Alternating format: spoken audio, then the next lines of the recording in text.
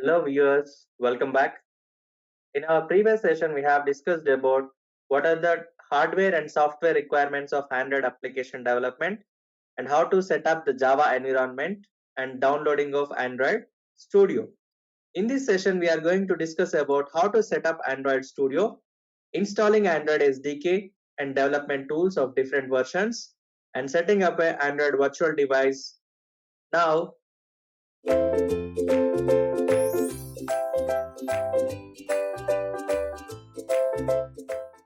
after setting up the Java environment, we have seen how to download Android Studio.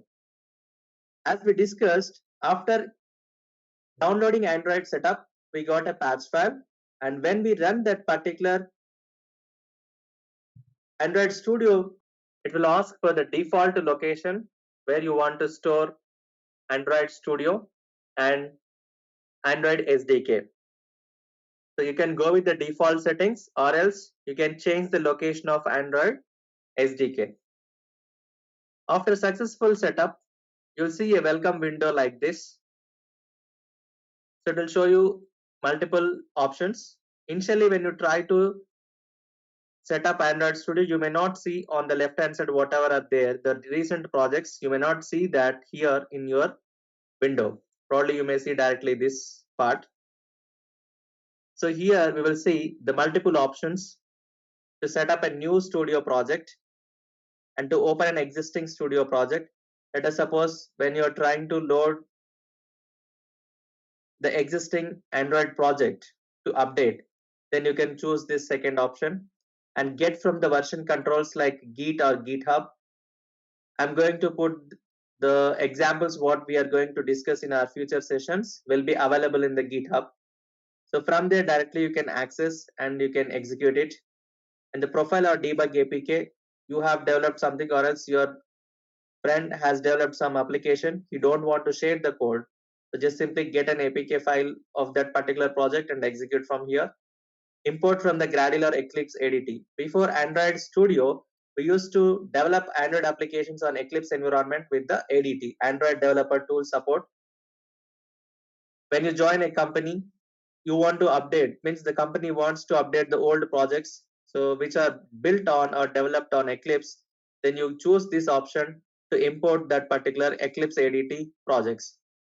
And the last option is Android code samples. Android defaultly provide lot of sample predefined samples for us with Java and Kotlin language. You can choose the respective examples directly and execute it from here.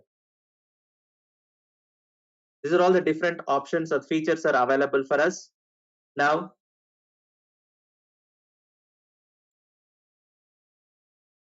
I'm just going to open an existing project.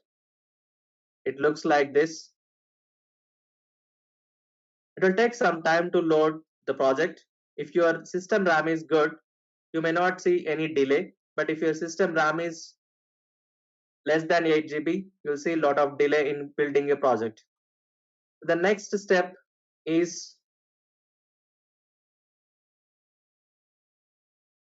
installing SDK and the tools. For this, we are going to verify what are the different versions of SDK is available or yet to download it, and what are the updates of the SDK tools are there.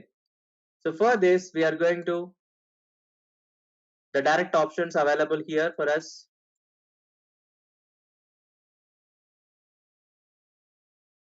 SDK manager.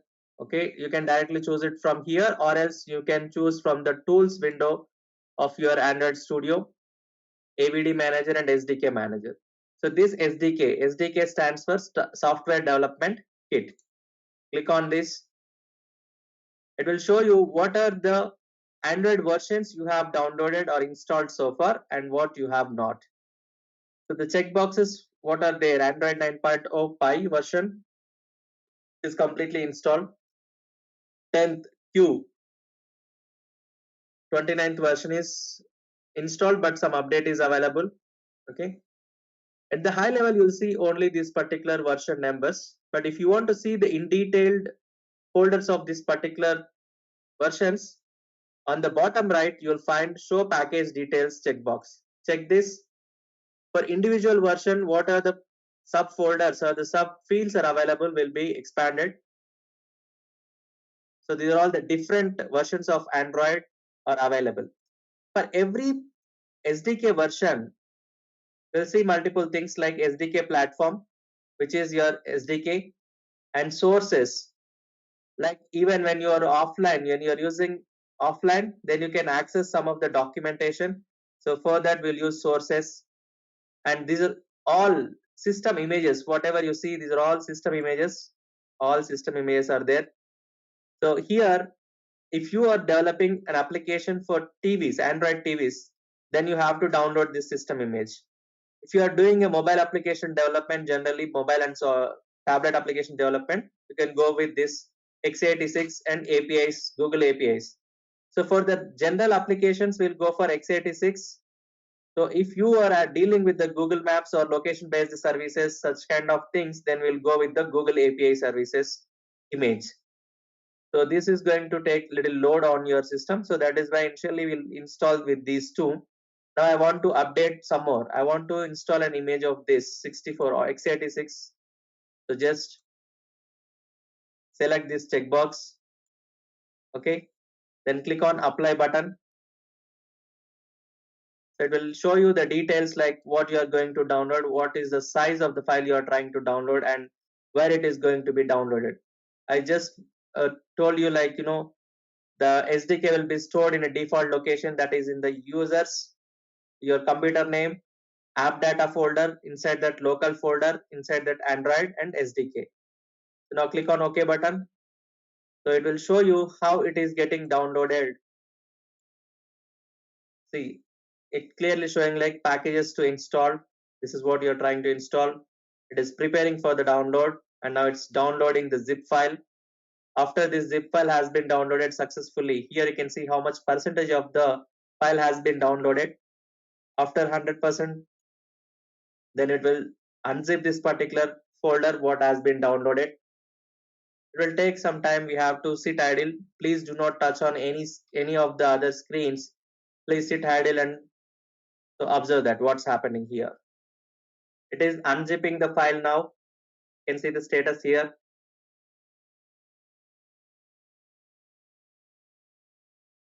The system image is unzipping. It's all done now. You can see in detail. Installed so and so version, system image at the place, completed and finished. Click on finish button. Click on OK to close the window. So now you just go back to the tools, SDK manager, and check now, show package details. This has been downloaded. Earlier it was not installed, now it is showing installed. So you can see the status here, whether it has been installed or not installed, and what is the status of this. If there is any update available, it will show you update available like this. So next, tools, SDK tools. The same, go to tools, SDK manager. Now you have seen SDK platforms here. Now let us see how to update or download the SDK tools. So we have SDK developer tools. Once installed, Android Studio will automatically check for the updates. So check show package details to display the available versions of SDK tools here. Again, as said, you'll see the status here, whether it is installed or not installed, and if any update is available. So out of these, we have some mandate tools when we must download them. Let us see what are they.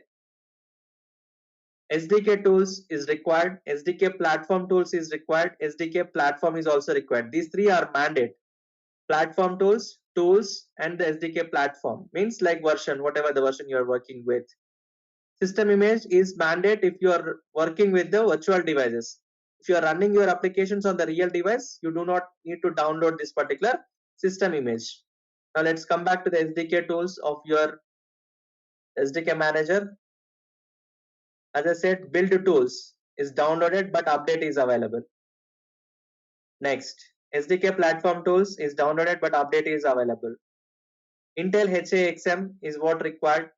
HAXM stands for Hardware Acceleration Execution Manager. When you are working with the Android Studio and in Windows machine, it is mandate. which will enhance your development process. Basically, you can make things easily. Now I would like to check one with the update. Select it, click on OK. So this is how you can update your SDK tools and the build tools. Okay guys, thank you. Let's catch up in the next session.